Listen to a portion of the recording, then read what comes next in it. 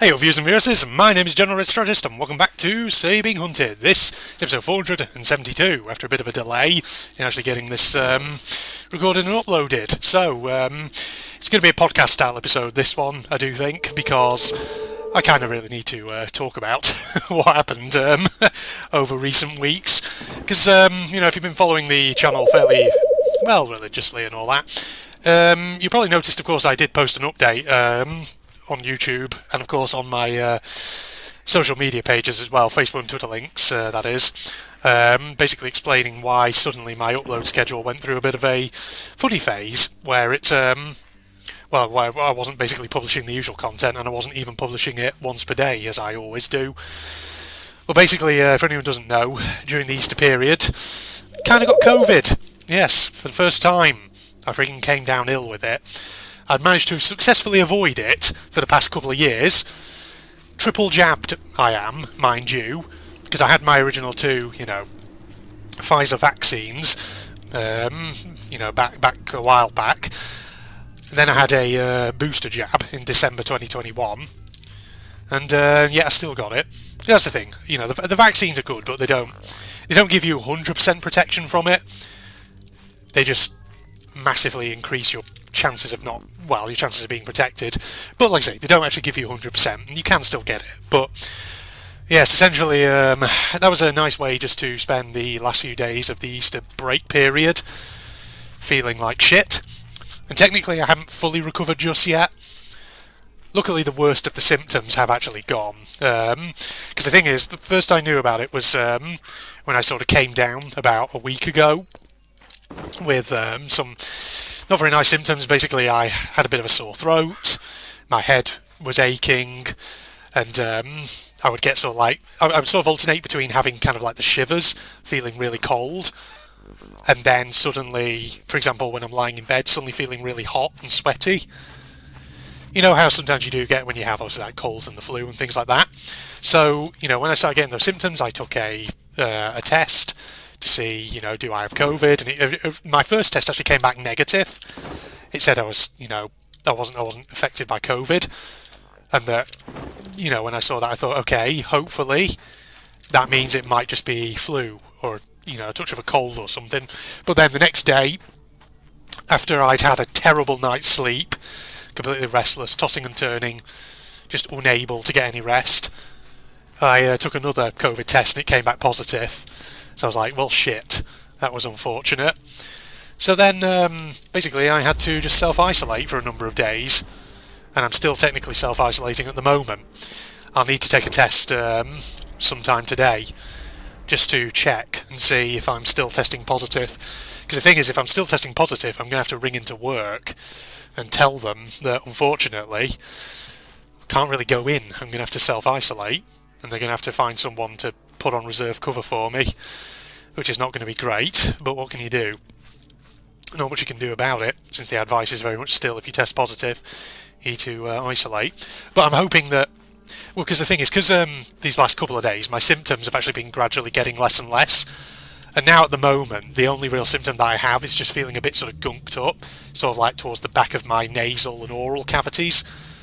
You know that feeling sometimes, where you feel like, not that it's not like you feel like your nose is congested, it's not quite like that, but it does feel like you've got sort of mucus kind of towards the back of your nose and getting towards like the back of your throat, and it just like makes your voice a bit stuffy and a bit croaky.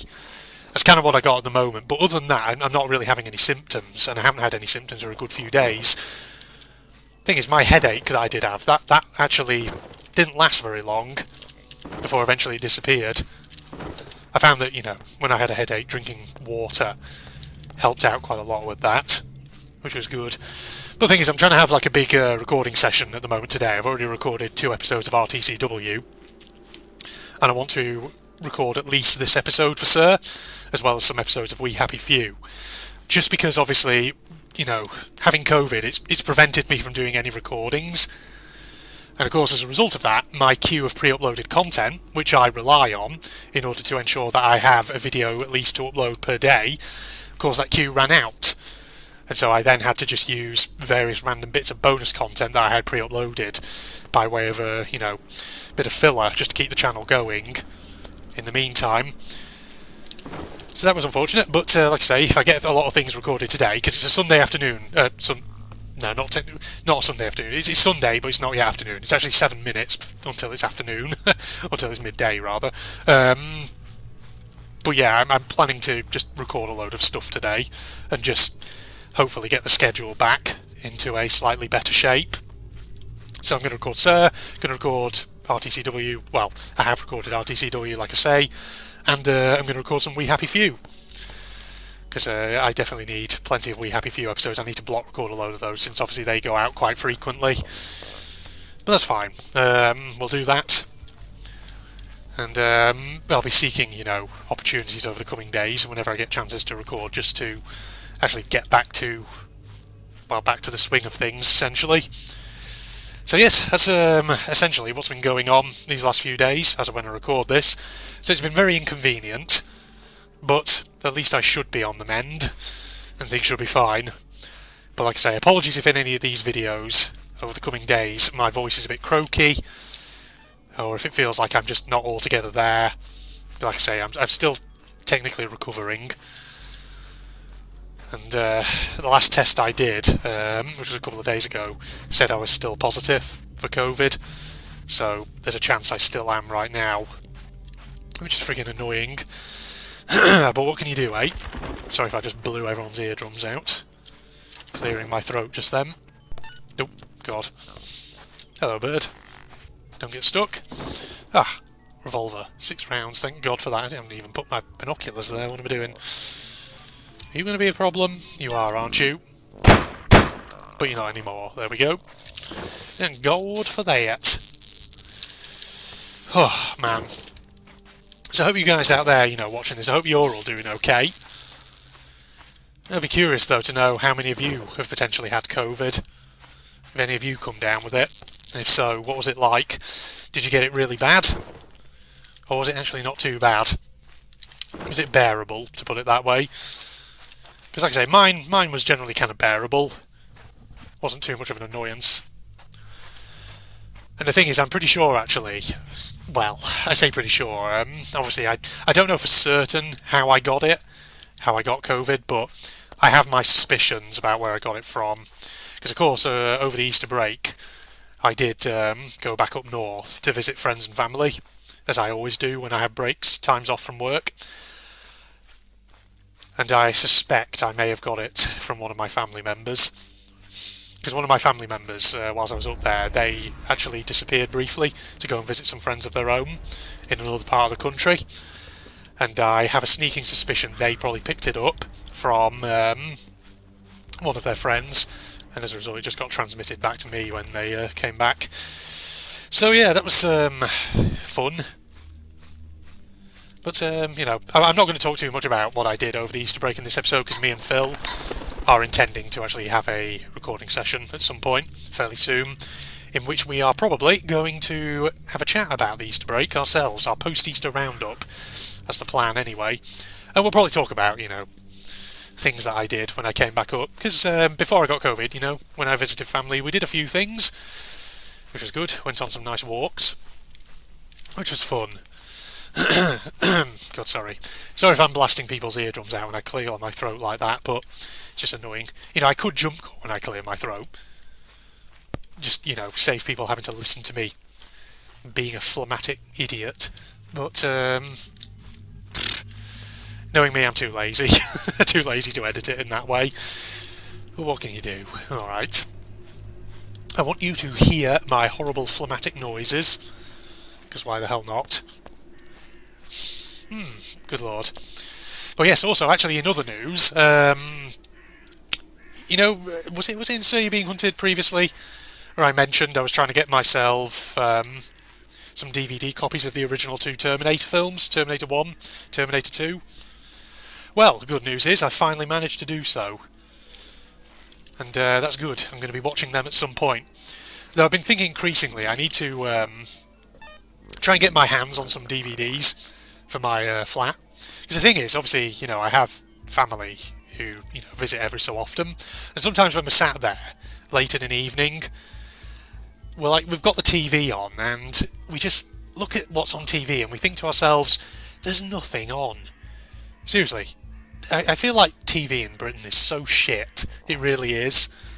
I mean, this could be a whole topic in its own right that I could spend a whole podcast-style episode on, but there's so much shit on British TV that's just inane rubbish, asinine crap, and things like that. And it was ridiculous. It's like you're on a Saturday night and whatever, and you're just trying to channel surf, wondering is there anything good on to watch. And you're going along through the channels, and you quickly come to the conclusion that there's nothing good on. It's all rubbish, all of it, all reality TV crap from people who are apparently celebrities, but whom you've never actually heard of, and you think, what is your claim to fame? Who are you exactly? And then you learn the only claim to fame they have is the fact that they probably won Big Brother about 10 years ago, and that's it. Apparently that makes them a celebrity. Sorry if I'm sounding like a right cynical old fart, but it's my view, okay? And I stand by it. I'm going to be an opinionated fuck. I'm just going to say that. So increasingly I've got to the realisation that I need to get myself some DVDs in my apartment. DVDs, not so much for myself, but for family, if they ever come visiting and we just decide we want to have like a movie night or something. So I need to try and think of some good movies. Maybe some good sort of light-hearted, entertaining movies that I can just go out and buy. I won't lie though, one that I am tempted to actually buy, or a couple rather, I'm tempted to buy, are some like real old school Disney movies. So for example, the original Disney Alice in Wonderland from like 1951, whenever it came out. Because I actually remember, Disney movies, that's a subject I've never talked about before in any So You're Being Hunted podcast style episode, but thing is, there's a ton of Disney movies out there, and the thing is, I do kind of like some very select ones, particularly some of the old school ones like Dumbo, Alice in Wonderland, Pinocchio, things like that. But there's a lot of like other Disney movies, particularly like more modern animated ones that I wouldn't know anything about them because I'm not interested in them. Cough, Let It Go, and all that. Frozen, good lord. But there's plenty of good old ones out there. But an animated movie actually that I do enjoy. I don't know if it's by Disney. I don't think it is. I don't think it's by Disney Pixar. I think it might be by DreamWorks. Is Up. That one. That's actually quite a little wholesome, heartfelt one. That one's quite entertaining. But yes, so I'll try and get my hands on some movies. And, a movie actually I was thinking about seeing if I could get on DVD. Thunderbirds 6. That was like, do you remember Thunderbirds back in the day? And I'm not talking about the modern Thunderbirds. I'm talking about the old school Jerry Anderson puppet show from the 1960s. Obviously, Thunderbirds had a couple of feature films. There was Thunderbirds Are Go, which I can remember, and that was alright. Then there was Thunderbirds 6, which I've not seen for years. Maybe I'll get that. Because my old man, when he was a kid, he fucking loved Thunderbirds. Maybe that's a subject actually for a future podcast style episode. Jerry Anderson TV shows. Because God, I can't even talk. Lord knows there's an absolute ton of them. And I do remember watching some of them as a kid and being very fond of them. So yes, make that a subject, ladies and gentlemen. Right, I have actually lost track of how long I've been recording for. Probably around about 10 minutes or there-ish. Maybe just under. I don't know. We'll see. Sip some tea whilst I'm at it. Right, I've just been sort of wandering around a bit aimlessly, as I usually do with a podcast style episode, but what can you do, eh? Right, go over, yeah. So yeah, I'm probably actually going to make that couple of subjects for future podcast style movies then. Podcast style movies. Podcast style episodes, rather. Disney movies. And Jerry Anderson TV shows, because I think they'd be for good conversation points, wouldn't they? Oh yes, Jerry Anderson shows in particular, since I was such a fan of them when I was a kid. But I won't say too much, because then obviously I'll be spoiling future topics of conversation. But yes, it certainly feels like COVID though, getting back to the original topic of this this podcast style video. It certainly feels like COVID has really kind of dropped out of the news these last few months. Obviously, with the thing, the fact everything that's going on in Ukraine. But God, I know it's tragic what's going on over at the moment. And the thing is, as an academic in the international security field, I would say welcome back to the 20th century, ladies and gentlemen, when we were genuinely concerned about the prospect of East versus West going to war and all that. I guess one might argue that the Cold War has come back in full vengeance. Good Lord. But yes, obviously, thoughts are with the people of Ukraine at the moment, given everything that's happened. It's interesting though, because as you can imagine, apart from obviously all the usual media articles on it, there's been a lot of commentary on it from academics, historians, things like that. The thing is, I subscribe to BBC History magazine, and of course the last issue that just came through recently through my front door, they had some good articles talking to historians about kind of historical perspectives of what's going on in Ukraine at the moment. And it is fascinating, of course, thinking about the deliberate sort of distortion of history that's going on from like Russian propaganda, things like that. Because if you look at the way Putin talks about Ukraine, and you look at his sort of historical view, and I put that in air quotes, because of course any sort of reputable historian would look at the things that Putin is saying and they would say that is such a distorted reading of history. It's basically propaganda, essentially, is what I'm trying to say. But yeah, it is fascinating.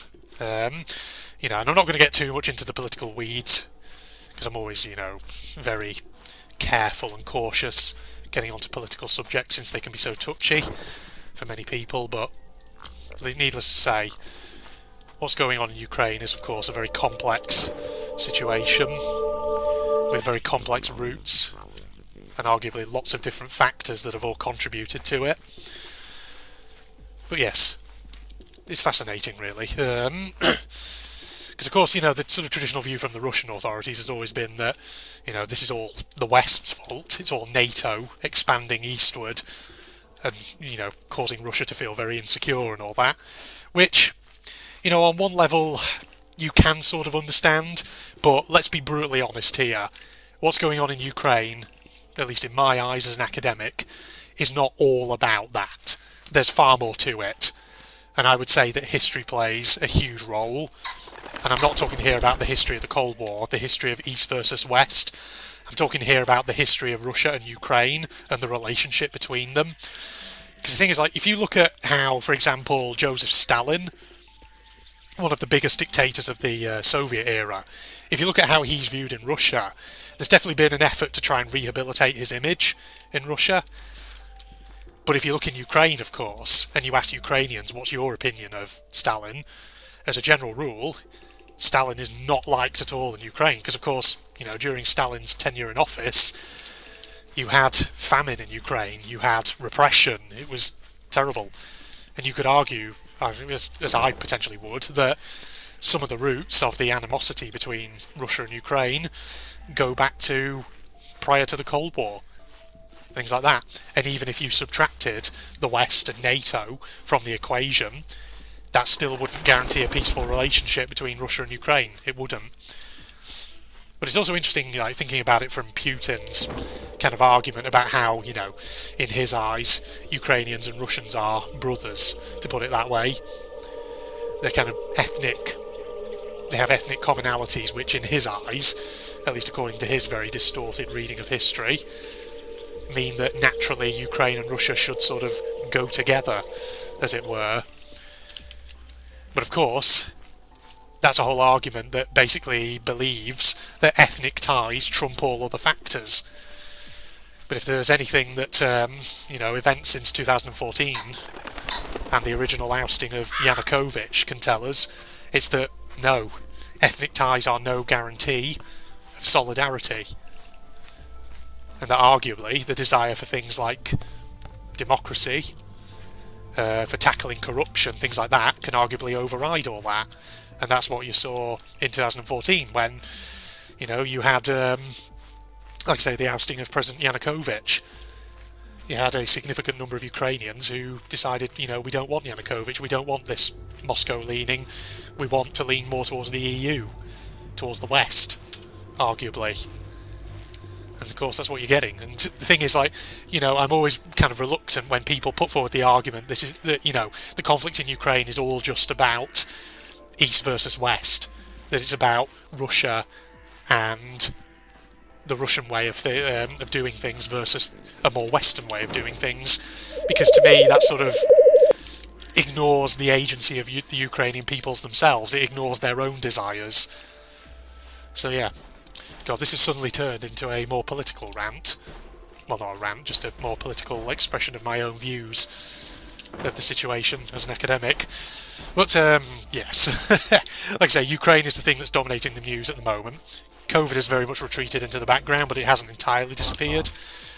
Which is understandable, because COVID hasn't vanished. It's become perhaps less of a concern. Bloody hell, I didn't even hit the dog. I think there's another dog behind him somewhere. Yeah, there is. Alright, let's get out of here. You go over there. But yeah, COVID has not obviously retreated entirely. It hasn't just disappeared. There are still fears about the potential for COVID to mutate and for there to be resurgences of it.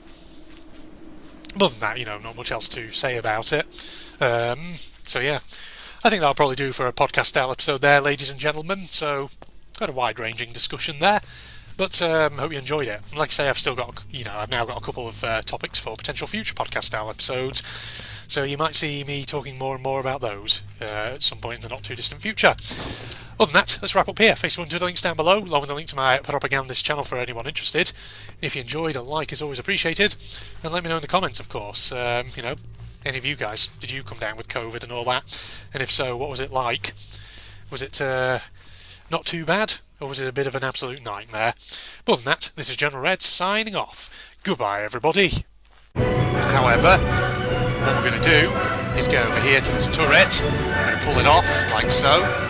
And we're going to shoot these assholes because they take a moment to actually spot you. Right, he's down. We're going to watch out for soldiers. Because they're going to come out. Here they come. Keep the laser turret active. See if we can sort of shoot them in midair as they go along. Oh. Take this guy first. The guy's coming. Right, get him and him. Obviously, we'll need to recharge this laser turret at some point. Carefully does it. Oh, there's more of the super soldiers. Luckily, these guys try to charge you, which actually makes it not too difficult to deal with.